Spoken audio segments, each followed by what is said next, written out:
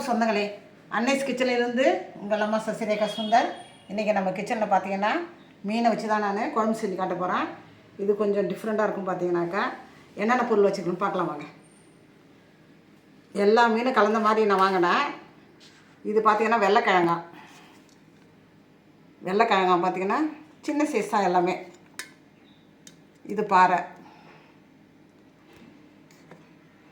இது பார்த்தீங்கன்னா கொஞ்சமாக வறுக்கிறதுக்கோசரம்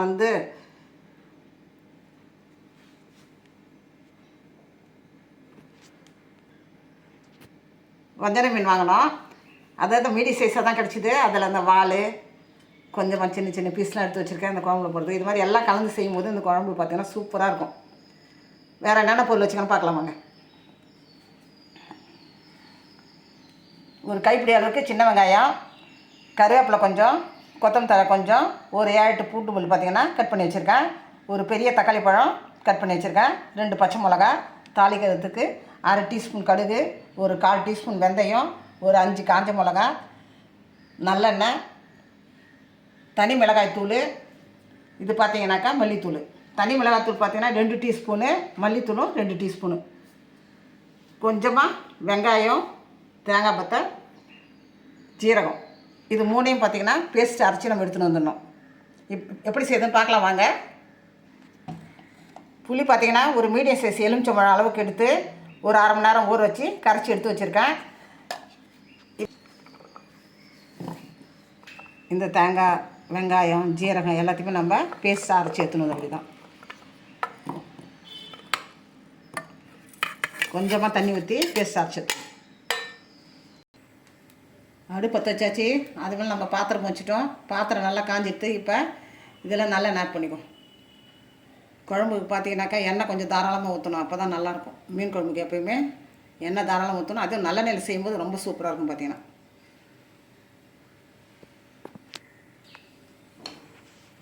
எண்ணெய் நல்லா காஞ்சிட்டு இப்போ கடுகு வெந்தயத்தை நம்ம ஆட் பண்ணிக்கும்.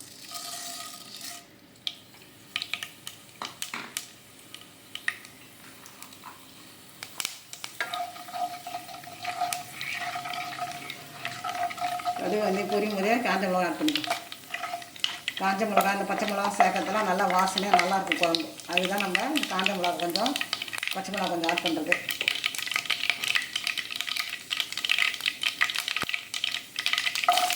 பூண்டு ஆட் பண்ணி வச்சு 2 பச்சை மிளகா, வெங்காயத்தையும் நல்லா ஆட் பண்ணிக்கலாம்.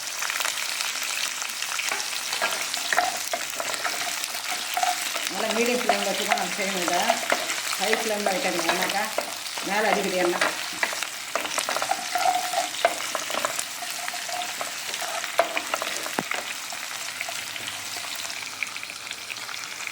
கருவேப்பிலைகளை ஆட் பண்ணிக்கலாம்.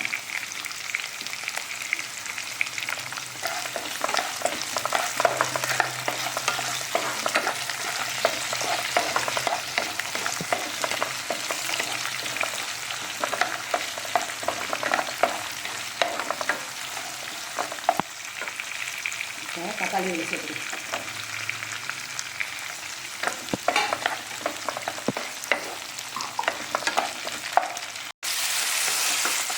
வெங்காயம், பூண்டு, தக்காளிலாம் பார்த்தீங்கன்னா நல்லா வதங்கிடுச்சு. இப்போ நம்ம 2 டீஸ்பூன் அளவுக்கு மிளகாய் எடுத்து வச்சுருந்தோம், அதையும் ஆட் பண்ணிக்குவோம். 2 டீஸ்பூன் அளவுக்கு மல்லித்தூள் வச்சுருந்தோம், அதையும் ஆட் பண்ணிக்குவோம். இதே நல்லா எண்ணெயில் வதங்கணும். இந்த மிளகாத்தூள் வாசனை இல்லாத நல்லா இருக்கும். பார்த்தீங்கன்னா எண்ணெயோட நம்ம ஒரு 2 நிமிஷத்துக்கு வதங்கணும். இதை நல்லா தனி மிளகாய் தூள் தான் பார்த்தீங்கன்னா. இது தனி மிளகாய் தூள், மல்லி, குழம்பு மிளகாத்தூள் கூட போட்டு நம்ம இந்த குழம்பு வைக்கலாம். நீங்கள் வீட்டில் குழம்பு மிளகாத்தூள் வச்சுருந்தா கூட அதை போட்டு கூட இந்த குழம்பு நல்லா வதக்கியாச்சு. இப்போ புளியை நம்ம சேர்த்து வந்துடலாம்.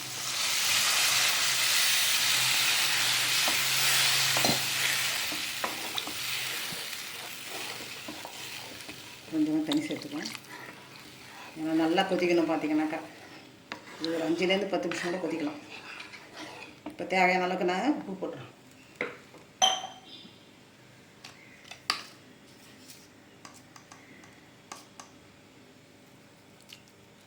தேவையான உப்பு போட்டாச்சு. இப்போ நம்ம நல்லா மூடி போட்டு இதை கலக்கிட்டு மூடி போட்டு நல்லா கொதிக்க விட வேண்டியது தான்.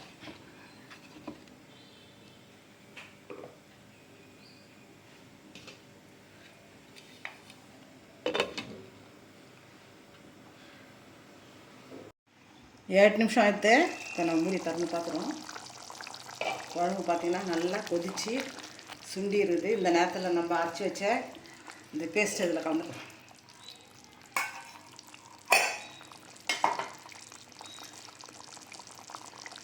வெங்காயம், தேங்காய், ஜீரகம் இதெல்லாம் கலந்து நம்ம அரைச்சி வச்சுருக்கோம்ல, அதை இதில் ஆட் பண்ணிக்கலாம். கொஞ்சமாக தண்ணி கழுவி வச்சுக்கலாம். இப்போ மூடி போட்டு பார்த்திங்கனாக்கா ஒரு 2 நிமிஷம் நல்லா கொதி வரட்டும். அப்புறமா நம்ம மீன் சேர்த்துக்க வேண்டியதான் இதில். இப்போ நீங்கள் அந்த காரம், உப்பு, புளிப்பு எல்லாம் சரியாக நல்லா பார்த்துக்கிட்டு உப்பு பத்தலைனாக்கா நீங்கள் கொஞ்சமாக இப்போ ஆட் பண்ணிக்கலாம். அந்த டைமில் பார்த்தீங்கன்னா கொஞ்சமாக நீங்கள் உப்பு ஆட் பண்ண வேண்டியதான் பத்தலைனா. இப்போ மூடி போட்டுரும்.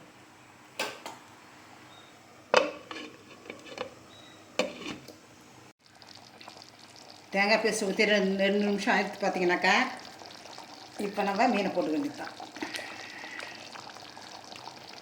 மீன் போட்டே பார்த்தீங்கன்னா 2லேருந்து 3 நிமிஷம் போதும், அதுக்குள்ளே வெந்துடும். சின்ன சின்ன மீன் தான் பார்த்தீங்கன்னாக்கா இது. ஆனால் இது 2லேருந்து 3 நிமிஷத்தில் வெந்துடும்.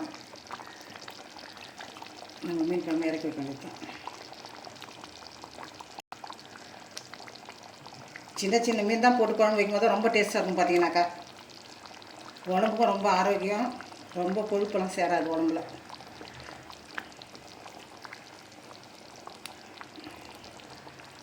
கொஞ்சமாக பார்த்திங்கன்னா மிளகுத்தூளை வந்து ஆட் பண்ணிக்கலாம். அதில்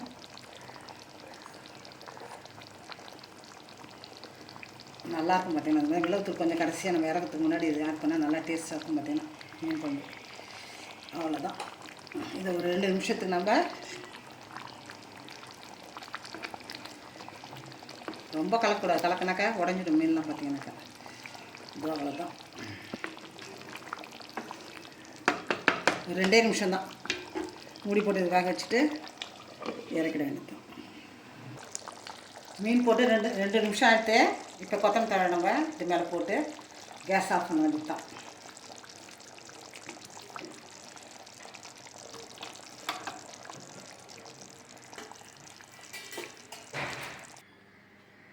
நம்ம அன்னீஸ் கிச்சனில் பார்த்தீங்கன்னா இன்றைக்கி குட்டி குட்டி மீனாக வச்சு நம்ம மீன் குழம்பு வச்சாச்சு. இதே மாடலில் நீங்கள் செஞ்சிங்கன்னா சூப்பராக வரும். பார்த்திங்கன்னா நம்ம சாப்பாட்டை மட்டும் போட்டு சாப்பிட்றது இல்லாத தோசை, இட்லி நம்ம எதுக்கு வேணால் தொட்டுன்னு சாப்பிட்லாம். இதே அளவில் நீங்கள் எல்லாம் செஞ்சு பாருங்கள். காரம் மட்டும் கொஞ்சம் மீடியமாக தான் இருக்கும் எங்களுக்கு. பார்த்தீங்கன்னா உங்களுக்கு காரம் கொஞ்சம் தேவைன்னாக்கா கூடுதலாக நீங்கள் மிளகாத்தூள் சேர்த்துக்கோங்க. தனி மிளகாத்தூள் இருந்தாலும் பரவாயில்ல, அதே சமயம் வந்து குழம்பு மிளகாத்தூள் இருந்தாலும் பரவாயில்ல, எதை வேணால் நீங்கள் ஆட் பண்ணிக்கலாம்.